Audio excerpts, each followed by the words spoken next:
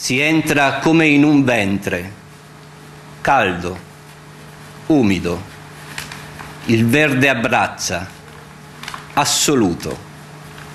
I sensi si aprono, distesi, inebriante odore di fiori e polline, di miele, di terra.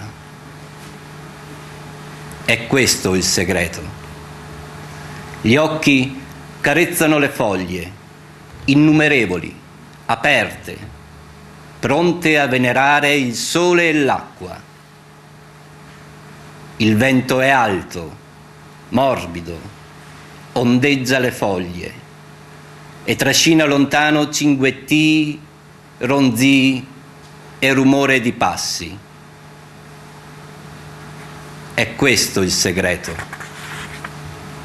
La riva risuona fragorosa e il fiume ti prende, ti incanta, racconta con voci di sassi.